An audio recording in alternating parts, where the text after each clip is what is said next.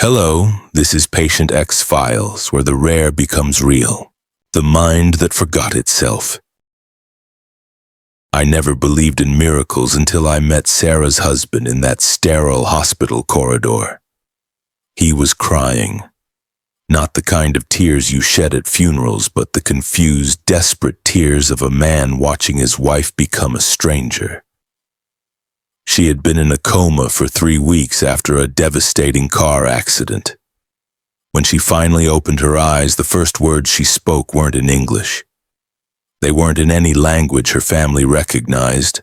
Sarah Martinez had lived her entire 34 years in rural Nebraska. Born and raised in a small farming community where Spanish was occasionally heard but never spoken fluently by her family. She worked as a bookkeeper, drove the same route to work every day, and had never traveled beyond the neighboring states. Her world was predictable, comfortable, and entirely English-speaking. But the woman who woke up that Tuesday morning in November wasn't Sarah Martinez anymore. At least not the Sarah her husband remembered. "Donde estoy? ¿Quién eres tú?" were her first words, spoken with perfect pronunciation and an accent that didn't belong to Nebraska. The medical staff exchanged confused glances. Her husband, Mark, stood frozen. Their 8-year-old daughter, Emma, started crying because Mommy was talking funny. Dr. Jennifer Walsh, the attending neurologist, had seen many cases of post-traumatic brain injury. She had witnessed patients forget faces, lose motor functions, and struggle with speech. But she had never seen anything like this. Sarah wasn't struggling to speak. She was speaking fluently, clearly, and with grammatical precision. The only problem was that she seemed to have completely lost her native English and gained native-level Spanish instead.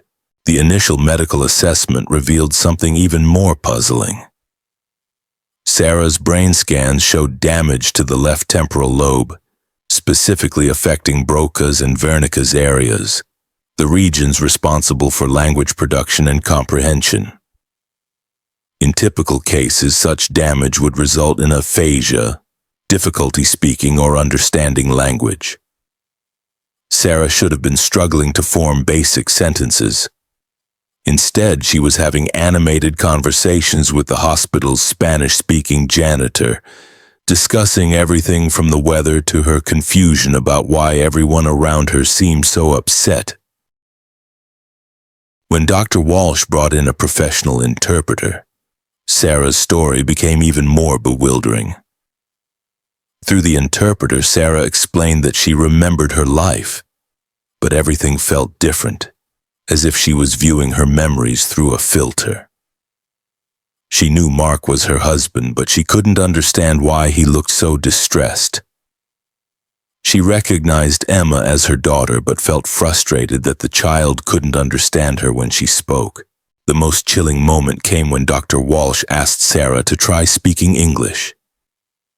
Sarah looked genuinely confused and responded, "No hablo inglés." ¿Por qué querría hablar inglés? I don't speak English. Why would I want to speak English? Mark spent sleepless nights researching, calling specialists, and desperately trying to understand what had happened to his wife. The woman lying in that hospital bed looked exactly like Sarah, had all of Sarah's memories, recognized all the same people, but spoke as if she had been raised in Mexico or Spain. She even had cultural knowledge she shouldn't possess. She mentioned dishes she had never cooked, referenced customs from countries she had never visited, and displayed an understanding of Latin American history that far exceeded anything she had learned in school. Dr. Marcus Chen, a specialist in neuroplasticity from Johns Hopkins, traveled to Nebraska specifically to study Sarah's case. What he discovered challenged everything the medical community thought they knew about how the brain processes and stores language. Using advanced brain imaging techniques, Dr. Chen found that Sarah's injury had essentially rewired her language centers. The damage had created new neural pathways, but these pathways seemed to be accessing linguistic information that shouldn't have existed in her brain. It was as if her injury had unlocked a door to knowledge she had never consciously acquired. But here's where Sarah's story takes an even stranger turn. Dr. Chen discovered that Sarah had been exposed to Spanish much more than her family initially realized. Her maternal grandmother, who had died when Sarah was 4, had been a native Spanish speaker from Guatemala. Family members later recalled that Sarah's grandmother often spoke to her in Spanish during her early years, but everyone assumed Sarah had been too young to understand or retain any of it. The prevailing theory became that Sarah's early childhood exposure to Spanish had been stored in dormant neural networks. The trauma had somehow activated these sleeping pathways while simultaneously suppressing her English language centers. It was as if her brain had performed a complete linguistic flip, bringing her grandmother's language to the forefront while pushing her native English into the shadows. Recovery became a delicate process. Speech therapists worked with Sarah to rebuild her English capabilities while allowing her to maintain her newfound Spanish fluency. The process was emotionally exhausting for the entire family. Mark had to learn Spanish to communicate with his wife, and Emma struggled to understand why Mommy couldn't speak normally anymore. But something beautiful began to emerge from this linguistic chaos. As Sarah slowly regained her English, she didn't lose her Spanish. Instead, she became truly bilingual for the first time in her life. More importantly, she began to access memories of her grandmother that had been buried for decades. She could suddenly recall entire conversations, songs, and stories that her grandmother had shared with her in those precious early years. The woman who emerged from months of speech therapy wasn't exactly the same Sarah who had existed before the accident. But she wasn't entirely different either. She was something new, a bridge between the person she had been and the genetic linguistic heritage that had always been part of her but had remained locked away. Sarah's case became a landmark study in the field of neuroplasticity and language acquisition. Dr. Chen published his findings in the Journal of Neurological Sciences, describing what he termed post-traumatic linguistic emergence, the phenomenon where brain trauma unlocks dormant language capabilities acquired in early childhood. The implications of Sarah's case extend far beyond medical curiosity. Her story suggests that our brains may hold much more information than we consciously access. Every conversation overheard in childhood, every song sung by a grandparent, every phrase whispered during our most formative years might be stored in neural networks waiting for the right circumstances to resurface. But Sarah's journey wasn't without its struggles. The psychological impact of losing and then slowly regaining her native language created identity issues that required extensive counseling. She sometimes felt like she was living in two different worlds. The English-speaking world she had always known and the Spanish-speaking world that felt both foreign and familiar. Family dynamics shifted dramatically. Mark and Emma both began learning Spanish not just to communicate with Sarah, but to understand this new aspect of her identity. The process brought the family closer to Sarah's cultural roots than they had ever been before. They began cooking traditional Guatemalan dishes that Sarah somehow knew how to prepare, celebrating holidays they had never observed, and connecting with extended family members who spoke primarily Spanish. Dr. Walsh continued to monitor Sarah's progress for over 2 years. The most remarkable finding was that Sarah's brain showed continued neuroplastic changes throughout her recovery. New neural pathways formed, existing ones strengthened, and the clear separation between her English and Spanish language centers began to blur.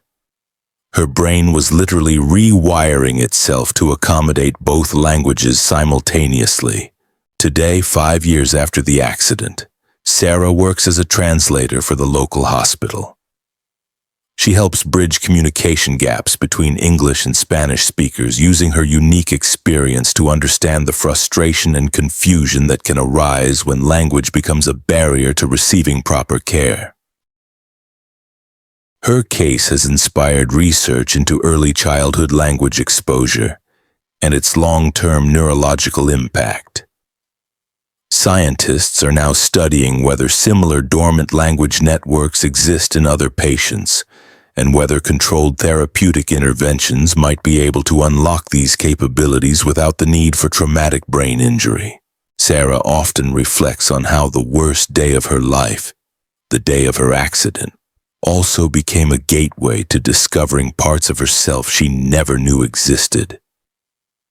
She found her grandmother's voice again, accessed memories she thought were lost forever, and developed abilities she never knew she possessed.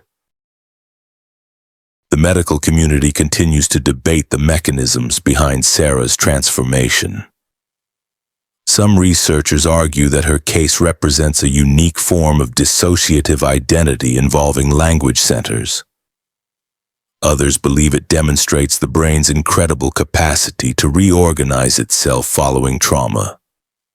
What everyone agrees on is that Sarah's experience has opened new avenues for understanding how the human brain processes, stores, and accesses linguistic information.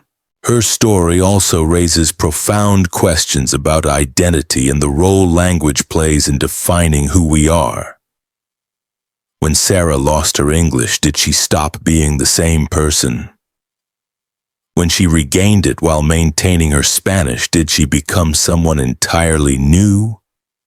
These philosophical questions continue to intrigue researchers studying the relationship between language and consciousness. Perhaps the most moving aspect of Sarah's journey is how it reconnected her with her cultural heritage.